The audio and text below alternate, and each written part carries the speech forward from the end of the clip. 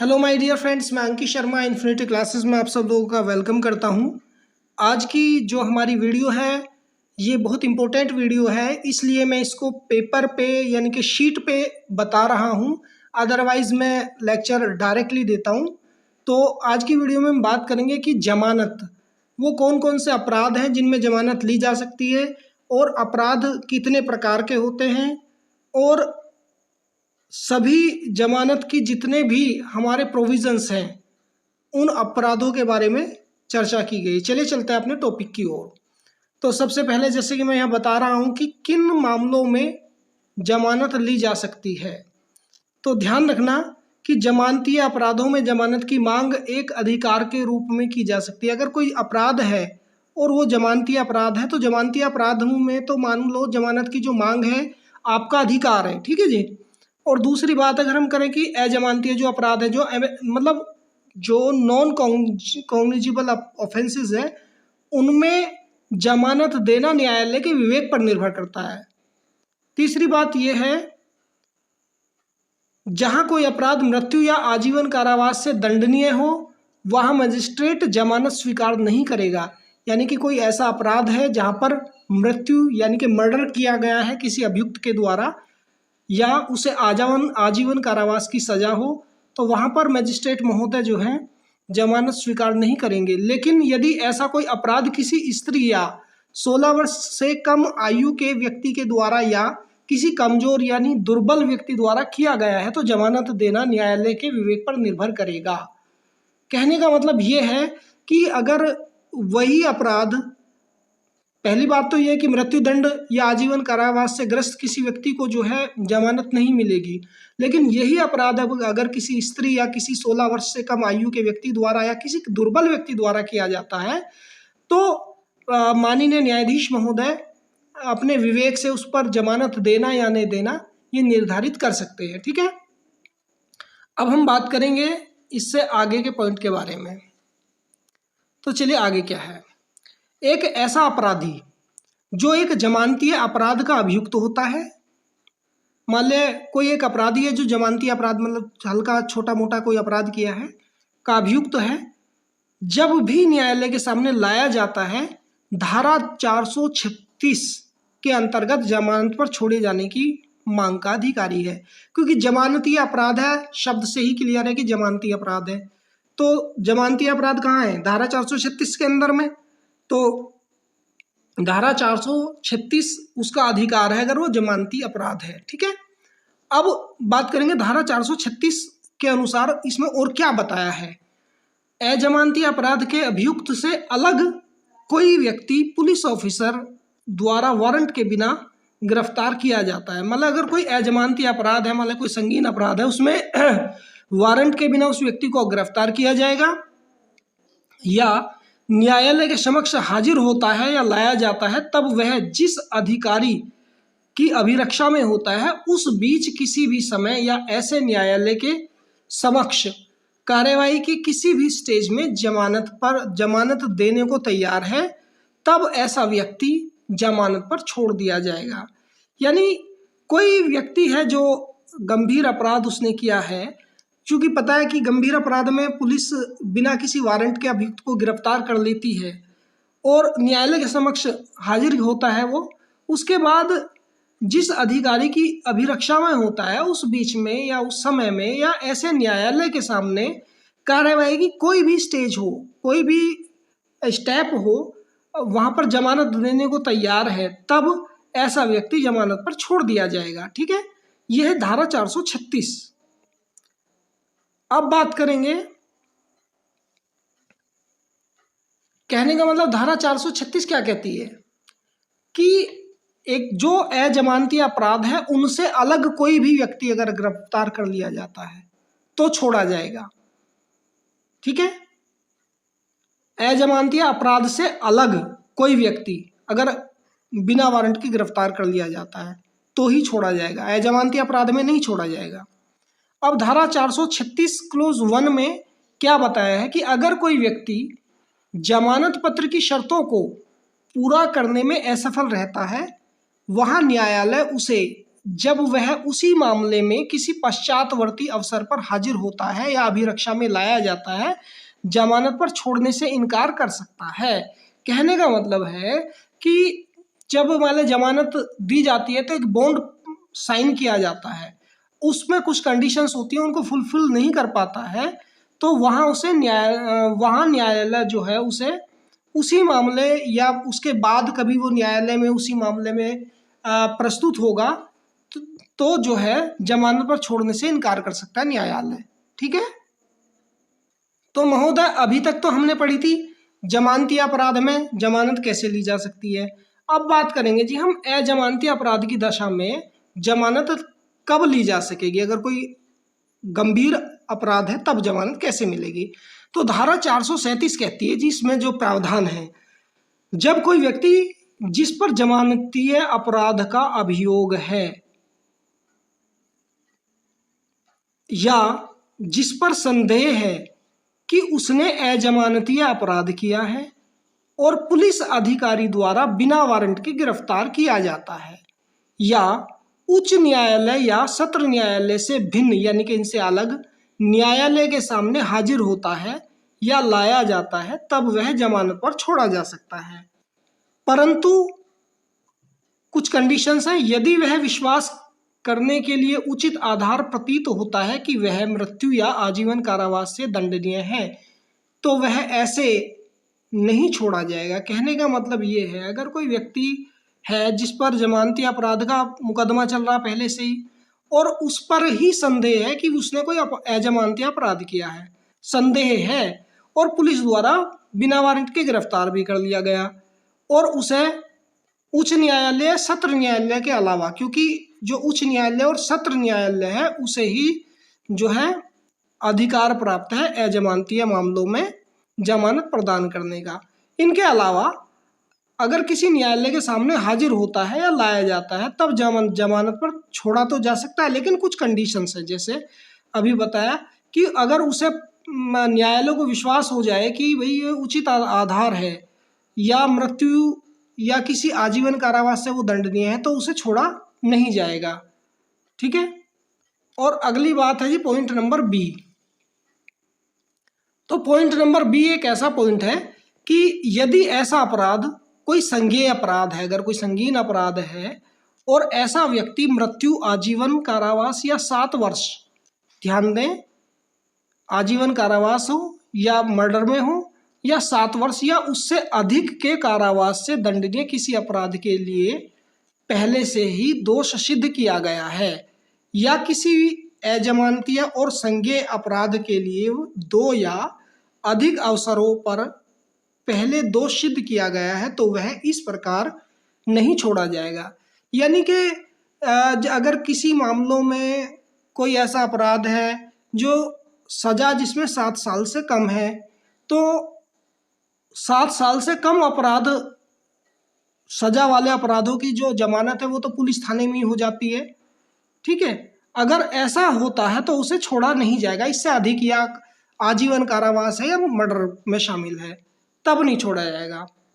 इसके अलावा बताया है, लेकिन न्यायालय यह निर्देश दे सकेगा कि यदि ऐसा व्यक्ति 16 वर्ष से कम आयु का है या कोई स्त्री या कोई रोगी है या कोई शिथिलांग है, जमानत पर छोड़ दिया जाए। 16 साल से कम का हो, स्त्री हो या कोई कमजोर व्यक्ति हो या कोई शिथिलांग हो जिसके अंग शिथिल पड़ गए हों, उसको छोड़ दिया जा सकता है जमानत पर। अब आगे बढ़ेंगे जी पॉइंट नंबर 2 के बारे में।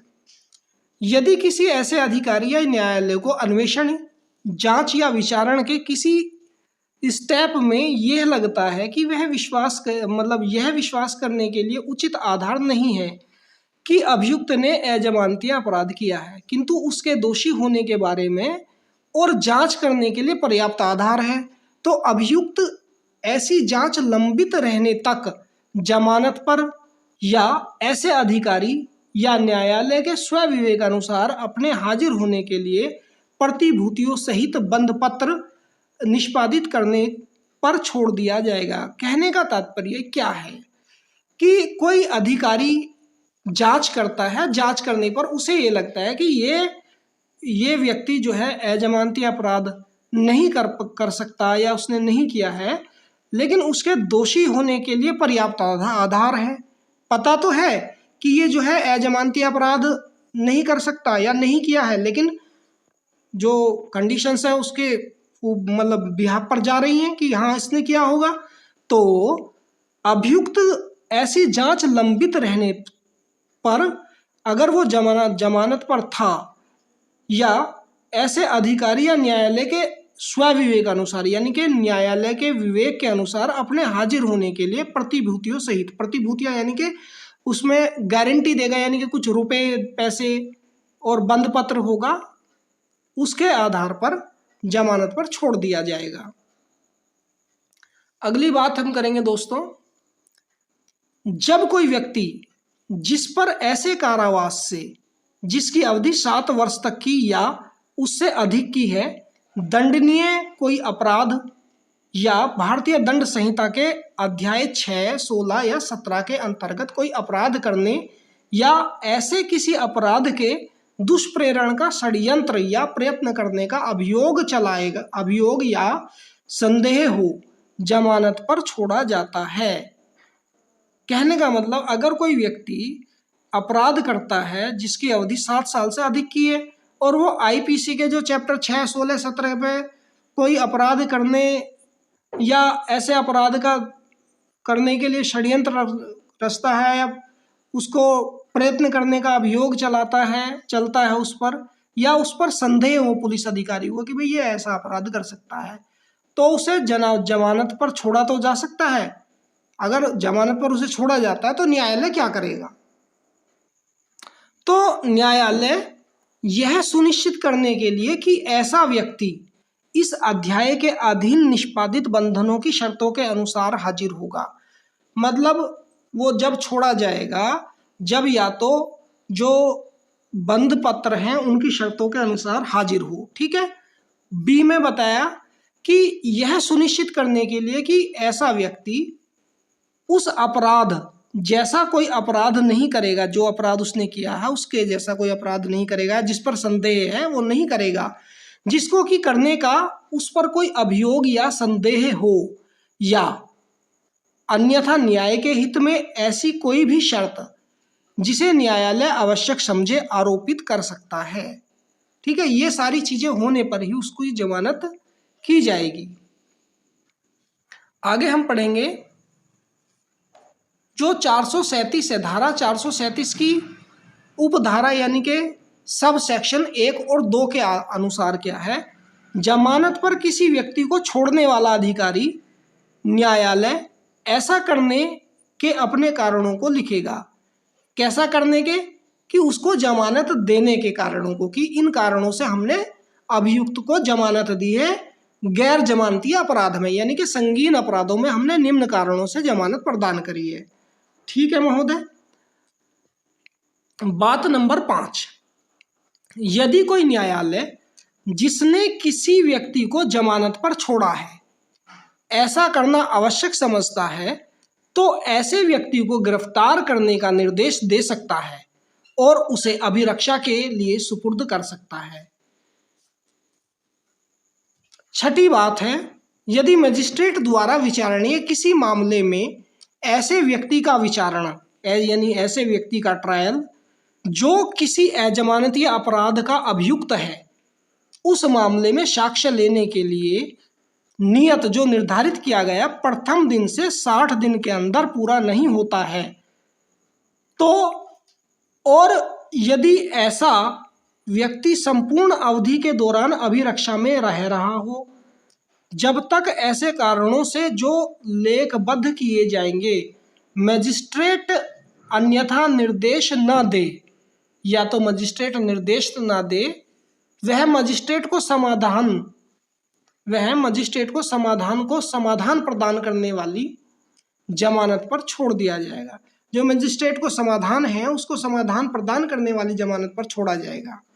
यानी एक आदमी जो 1 से 60 दिन के अंदर का जो ट्रायल है उसमें उसको पूरा नहीं कर पाता है और पूरी अवधि में वो अभिरक्षा में रहता है, यानी कि न्यायालय में पेश नहीं होता और उस दौरान वो पुलिस कस्टडी में ही रहता है। जब तक ऐसे कारणों से जो लेखबंद किए जाएंगे मजिस्ट्रेट या निर्देश ना दे, या जब तक मान लें न्यायाधीश महोदय निर्देश ना दे उसको लाने के लिए, तो उसको मजिस्ट्रेट को समाधान प्रदान करने वाली जमानत पर छोड़ा जा सकता है। ठीक है, अब दोस्तों हम बात करेंगे, पता है ये मैंने इसलिए पेपर पे बनाई है ये वाली वीडियो क्योंकि ये पूरा का पूरा चैप्टर है, तो इस चैप्टर को यहाँ पे फिनिश कर देते हैं और इससे आपकी तैयारी भी हो जाएगी और ये इम्पोर्टेंट है बहुत ज़्यादा, इसलिए मैंने यहाँ पर बनाया है। तो अगली बात क्या है, क्या कोई व्यक्ति बगैर न्यायिक हिरासत या पुलिस अभिरक्षा के न्यायालय द्वारा जमानत पर रिहा करने का आदेश दे सकता है, आदेश पा सकता है? यानी कि वो जेल में नहीं है ना पुलिस कस्टडी में है, कोई अपराध कर दिया है उसके बाद भी रिहा करने का आदेश पा सकता है? बिल्कुल पा सकता है, प्रोविजंस दिए गए हैं सेक्शन 438 के अंदर में। वैसे आमतौर पर जमानत का आदेश गिरफ्तारी के बाद दिया जाता है, लेकिन विशिष्ट मामलों में धारा 438 प्रत्याशित जमानत यानी कि एंटीसिपेटरी बेल की व्यवस्था करती है। जो 438 है, 438 एंटीसिपेटरी बेल की व्यवस्था करती है, जिसमें हाई कोर्ट या सेशन कोर्ट द्वारा जमानत का आदेश दिया जाता है। इसके लिए आवश्यक है कि अभियुक्त कोई स्पष्ट तथ्य पेश करे कि उसे गिरफ्तारी का भय है। मात्र गिरफ्तारी का भय होना ही पर्याप्त नहीं है, अगर यह जमानत हाई कोर्ट द्वारा दी गई है तो उसे खारिज करने का अधिकार भी हाई कोर्ट को ही होगा, अन्य किसी कोर्ट को नहीं। कहने का मतलब ये है, अगर किसी व्यक्ति ने कोई क्राइम कर दिया है, ठीक है क्राइम हो गया, हो जाता है, लेकिन वो एंटीसिपेटरी बेल तब लेगा जब वास्तव में क्राइम हो गया है। मान लिया अगर किसी ने किसी को गाली दे दी या मतलब कुछ भी कंडीशंस बनती हैं, उसको डर है कि भाई यो क्या नाम मेरे नाम FIR कर देगा तो पहले से ही मैं जमानत का वो ले लूँ, मुझे जेल पहुँचाएगा, तो खाली डर ही नहीं, उसके लिए कोई पर्याप्त कारण भी तो होना चाहिए, इसीलिए एंटीसिपेटरी बेल तभी मिलेगी, खाली भय ही काम नहीं करेगा। और जो जैसे सेशन कोर्ट या हाई कोर्ट एंटीसिपेटरी बेल प्रदान कर रहा है, उसको खारिज करने का अधिकार भी हाई कोर्ट या सेशन कोर्ट को ही होगा, अन्य किसी को नहीं होगा। ठीक है, तो दोस्तों अब हम बात करेंगे अगली बारे में। अगली बात है कि जमानत के बारे में उच्च या सत्र न्यायालय की शक्तियां क्या हैं। देखो धारा 439 में क्रम वाइज ही चल रहा हूँ, ठीक है, धारा 436, 37, 38, 39 क्रम वाइज ही बता रहा हूँ। इस धारा के अनुसार हाई कोर्ट व सेशन कोर्ट को विस्तृत शक्तियां प्राप्त होती हैं। वह किसी व्यक्ति जिसे जमानत पर छोड़ा जा चुका है गिरफ्तार करने का आदेश भी दे सकता है और उसे अभिरक्षा के लिए पुलिस को सुपुर्द कर सकता है। कहने का मतलब जो उच्च न्यायालय है या सत्र न्यायालय है, इनको पूर्ण रूपेण जो शक्तियां हैं वो प्राप्त होती हैं जमानत के बारे में। जैसे कि मैंने अभी इससे पहले भी बताया है, धारा 437 में भी बताया है, 38 में भी बताया है कि वह न्यायाधीश के ऊपर बहुत सारी चीज़ें डिपेंड करती हैं, वो अपने विवेक अनुसार जमानत तय कर सकता है। हालांकि जो जमानती अपराध है, जमानती अपराध में तो एक अभियुक्त का अधिकार होता है जमानत प्राप्त करने का, लेकिन अजमानती अपराध में डिपेंड करता है न्यायाधीश के विवेक पर। तो दोस्तों ये थी हमारी वीडियो, और इसमें लाइक और कमेंट जरूर करना, तो क्योंकि मेरा यही उद्देश्य है यार, आपकी तैयारी भी हो जाए और साथ में ये जो कॉम्पिटेटिव एंट्रेंस एग्जाम्स की तैयारी आप लोग कर रहे हैं वो भी हो जाए। मतलब जैसे PCSJ है, APO है, कोई एडवोकेट लोग भी हमारे साथ जुड़े होंगे, तो इसको देखें और शेयर करें ताकि किसी का भला भी हो जाए आपके साथ साथ। ओके, नमस्कार, जय हिंद, जय भारत।